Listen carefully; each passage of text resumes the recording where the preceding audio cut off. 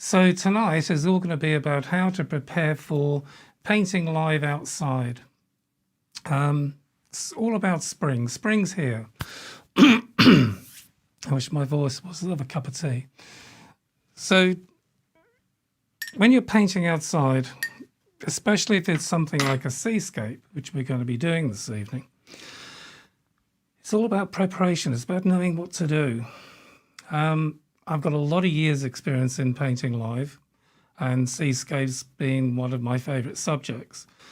And it's a number of occasions when you arrive on scene and you're not too sure what to do.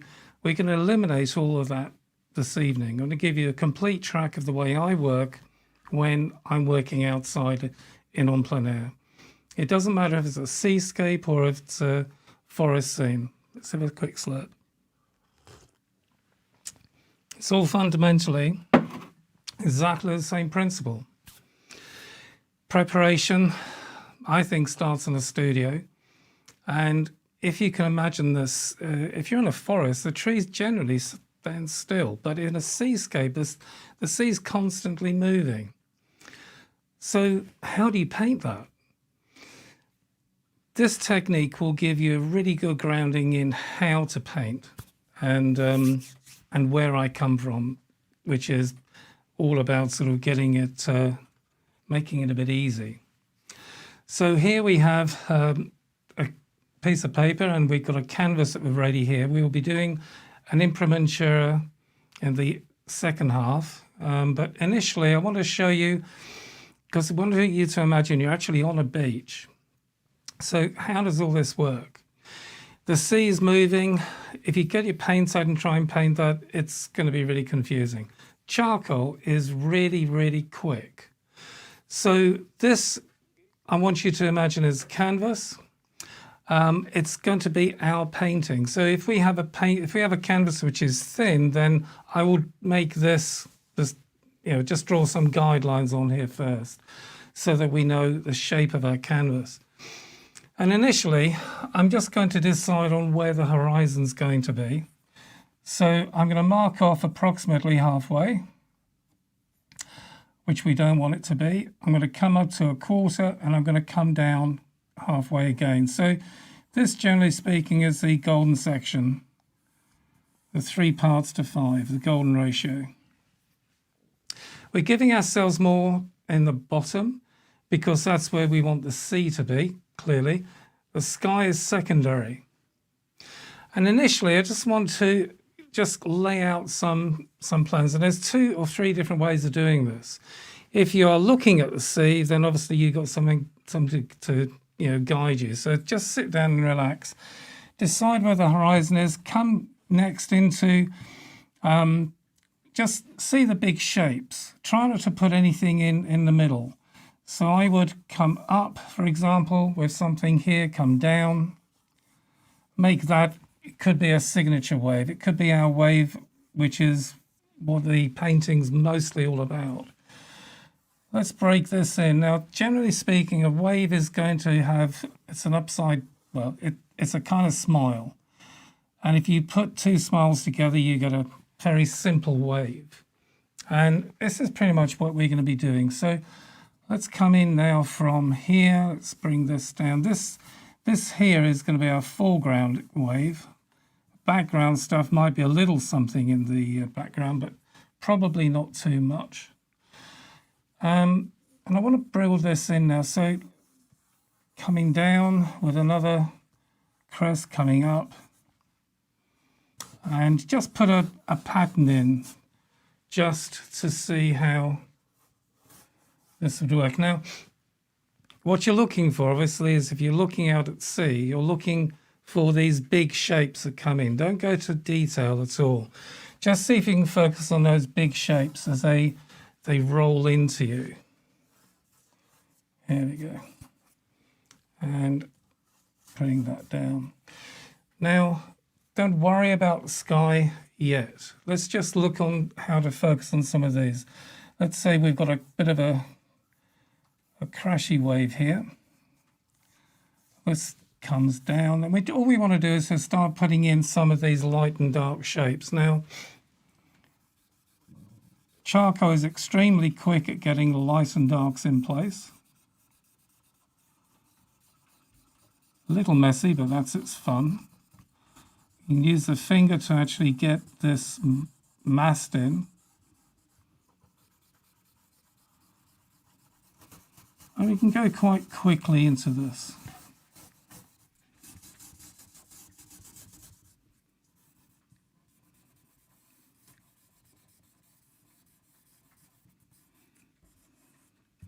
As we go further back, let's just make this so it's not too crashy over.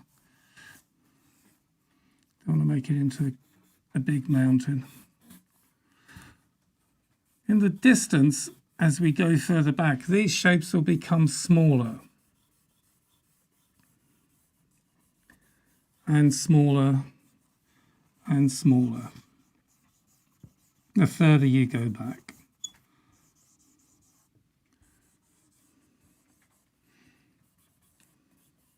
To give you some practice at this, before you go out into and painting live, as it were, on plein air, take a photograph and just bring it back into your studio and just sit down and do some sketching. Think of it as you're there, but nonetheless, you've captured this shape of wave. And many times the shapes of the waves are repetitive, so they might not be exactly the same, but they are similar. Now, the tops of the wave is going to be dark, or are going to be dark, I should say. And the bottom of the wave is going to be lighter. The reason for this, and if you're one of my students, you know this, as you come up, you're into dark water. Your side goes in through and deep into the water, whereas in the trough, it's the reflection of the sky. So here, where the water's flat, your eye's looking at it, and it's going to reflect the sky. So generally speaking, not always, but generally, the trough is lighter than the crest. And that's what we're going to be just popping in some of these shapes initially. Let's see if we can make this a little bit more interesting down here.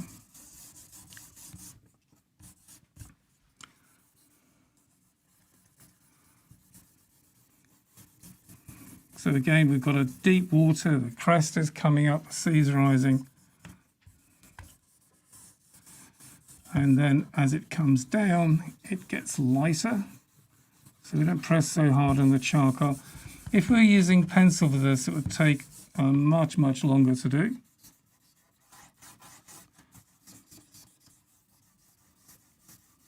Just bring this in. A little bit of value in there. Can always go darker. So that's beginning to look like sea. And then we've only just put some marks in. Here we could have a little bit of sort of a foamy bit, and I don't want to make it too twee, so it's very tidy brains, especially as I haven't got a sea in front of me, clearly. Oops, let that one go.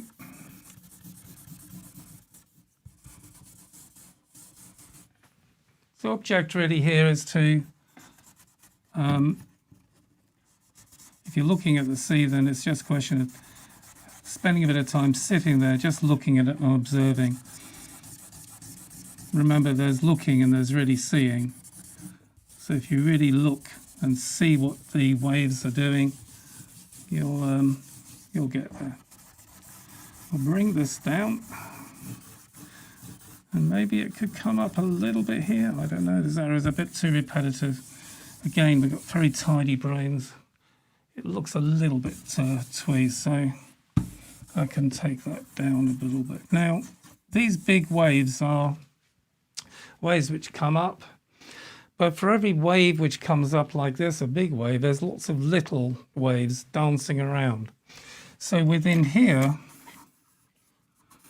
we could have some patterns of other waves and just put those in. Let's just do that for a second, but a bit of time. And you can see that breaks it up a little bit. Think of it as the facets of a diamond, except it's water. If you look at water, you can see, if you have this thing in your head about like facets of diamonds, the patterns, the ripples, the smaller wavelets, they all come into their own and being to make up the whole image. Here we go. Getting to look a bit like Christmas now. Big shapes first, don't worry about anything which looks too fancy.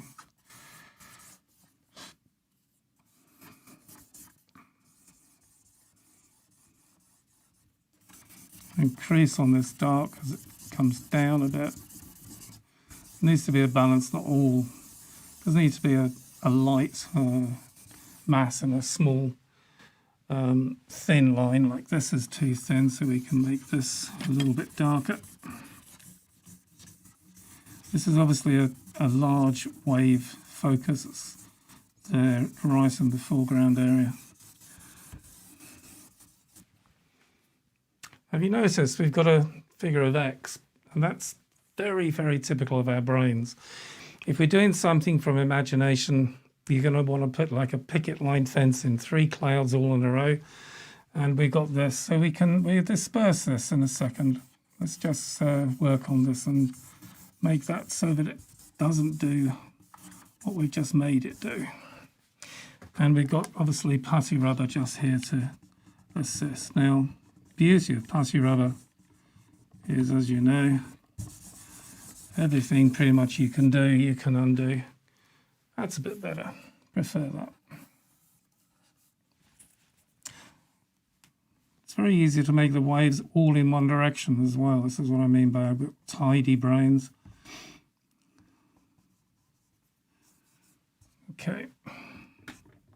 Putty rubber to, if you get it too much chalk on there, just work it in, knead the rubber. It's what they call it, a kneadable rubber. Just imagine you're squashing it and rolling it. Right, so let's get some light in here in the foreground zone. Using a paper which hasn't got much tooth on it, so it could be a bit interesting. Sometimes if you've got it's quite shiny, it's not shiny, but it's smooth paper. Would have already preferred a bit of a tooth on it, but never mind. It's only to give us a guiding hand. Right, now let's look at, say there's a sky there. We might as well just imagine, because putting a sky in balance with the scene is important. If your cloud is truly over here, you can move it. If you think about it, you see a nice cloud, oh, that's nice. You look down for your paintbrush, you bring back up, you're just about to stick it in, all of a sudden it's disappeared, it's moved away. So clouds being what they are, move like the sea fairly swiftly. So if you see a nice cloud, you think, oh, that's nice, just take a strong look at it and just put it's like a basic outline of what that cloud is in here, and just wrap it, just pop it in, as they say. And then just and move around those clips for a second, and put a bit of sky in, just a bit of blue sky. We'll call it a nice sunny day because we're going to be painting live, so we won't be doing that if it's raining, unless we're under shelter.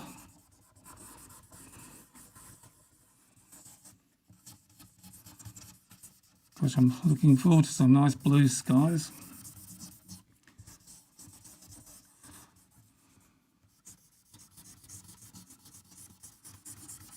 Winters seem to have gone on for a lot longer than it ought to have done. Right, here we go. So I'm supporting the tip of the charcoal with my hand, finger even. When you're doing charcoal, if I move left and right, you might see some stop-start marks. If you're putting it in a circle, you're less likely to get those, and it does the same job.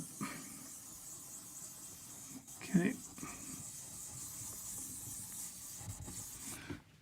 Right, you can see where we're going with this. Now, every cloud has a shadow, so let's imagine there's one in here. Shadow under there, maybe a flattened bottom or something. Let's put that in.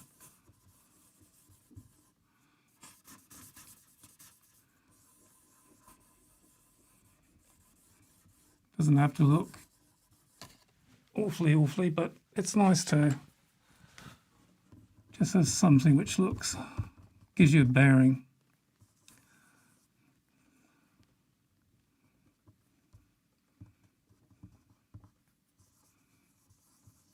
Clouds aren't white, so be mindful of giving them a value. The biggest mistake I think a lot of new students make is that they put the clouds in as titanium white. You really want to put them in as, well, almost a yellow, an orangey yellow, or a blue, or a grey, but never white. White-ish, yes. The minute you put a cloud in as white, it's going to stand out like some Simpson clouds from telly. And it's going to look unrealistic. Okay, so what this has given us is a decision to make, really. It's enough. We look back and we can say, well, is this going to be interesting enough? Do we need a bit more? Like there's a nice wave coming in over there, and of course you move there and it's gone somewhere else. But if you see a wave, you can pick it up in your mind and plop it where it wants to be. So here, we've got a nice bit of foam going on here. We could enlarge on that. But on this one, we could also just have something going on. And you can see just lifting that, I think, has added a little bit more interest to this side, which was looking a bit flat, shall we say. Let's pick up my charcoal. Hey. Are we okay on mic now? Can everybody hear? But do let us know if there's any issues. Pop this round. So you can see I'm going to try and keep a sharper edge on that as it goes into the dark. Now, if we have a little pattern forming of darks, excellent. What this is going to look like is a foam pattern.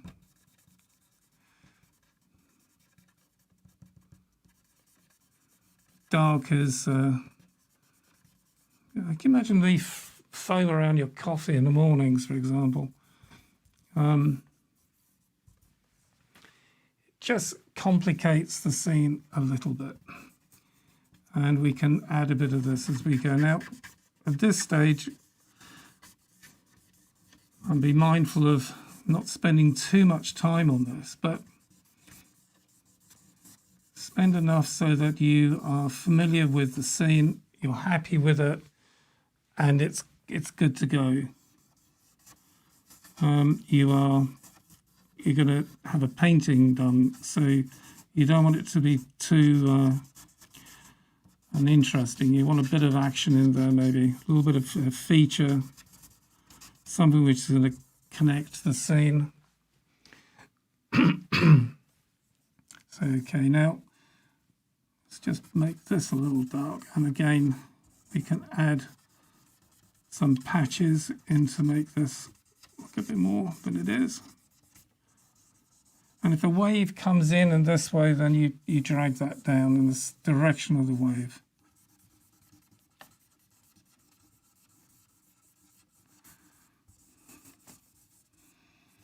Again, like everything, like I said, waves upon waves. Not just a wave. There's other waves and other stuff going in. And it all adds to the scene. We want to keep a bit of an edge here, I kind of feel. So let's just do that, put that edge in. Give a bit of value to the back end.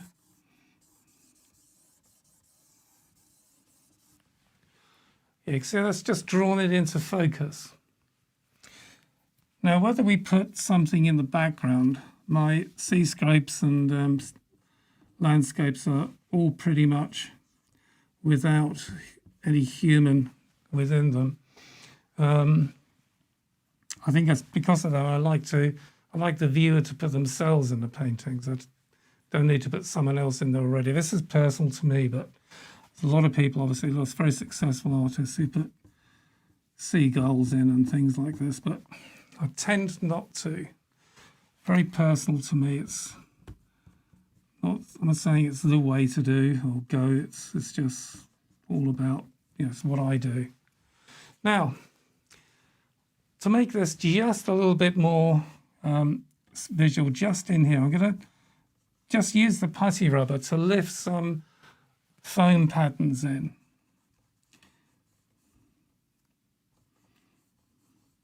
Again, if you're literally on site, you're looking at this, you're on a pier or a rock or something, and you're looking at this energy of the sea, you can easily do this. Identify where these lights are, and use your putty rubber. You can shape it, and of course, as you make something light, emphasize it by adding a bit of dark around it.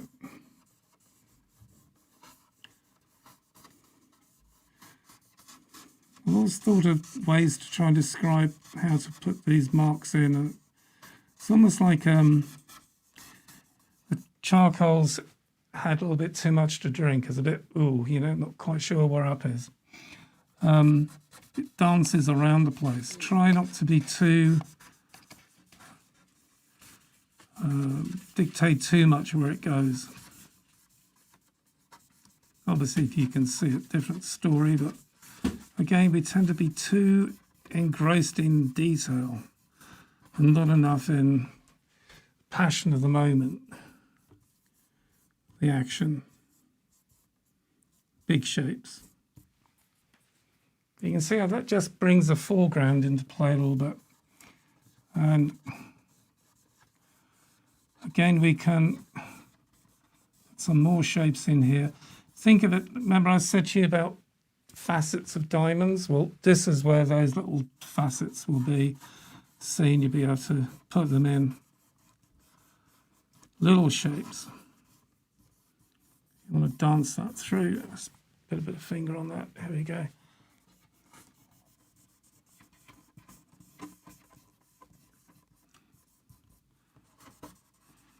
Getting some of these light areas.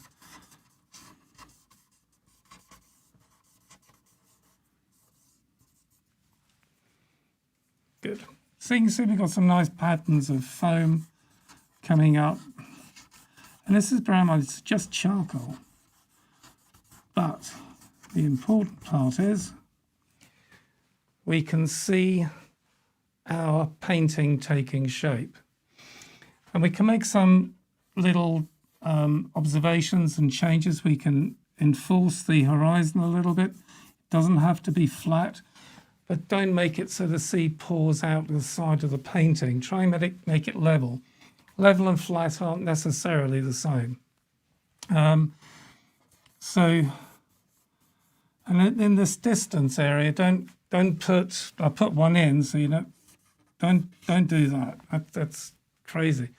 It's going to be so big. It's going to be like a tsunami coming in. Just keep it shallow in the distance. These little things can just move across.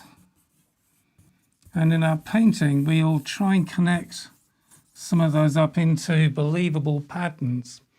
But for now, I just want to put something in. I just want to have that lowered down a bit. Now, obviously, when you're looking at the wave, this wave is probably 15 minutes old now, so you can't look at it again, but you can see another one coming in, and you can observe that and see what that looks like. So we've arrived, we've got everything out. Yes, there's a whole list of things which you need to pack with you, like obviously corkscrew, but really sit down, enjoy a nice pad, some paper, and obviously with it, and some charcoal, a putty rubber, and just have a look and see what it is that you're going to actually paint. You don't have to paint everything. You can paint a small section. And if you are looking at a sandbank at about maybe 50 to 100 feet out, you can get some crashing waves coming over that sandbank. And that's what to look out for. Look out for the action, not just it's all the same. Look out for a bit of action. So let's have a quick look at time. We're looking at, we're good for time, so it's nice. Now, I would normally do a couple, maybe 2 or 3 sketches, if it's just me out there. And I would say, well, okay, I like this wave. Maybe this wave was from sketch number 1. Maybe I like this pattern over here. That was from sketch number 2. And maybe something here from sketch number 3. And I would put all those 3 elements into one painting if I like it. Bear in mind, the sea's moving, so you're not going to be able to go click and then paint what you see from memory. You're there, you're in the moment, you've got all this action going around. And that's one of the things which makes painting outside really special. It's bad enough with the forest when the sunlight decides to move from, sort of one end of the painting to the other. It changes all your shadows, but the sea never stops. It is constantly moving. So it's not about painting just one snapshot. It's about capturing that energy, that atmosphere, the passion that the sea can give you, and putting that into your composition. So let's drop that on the floor again.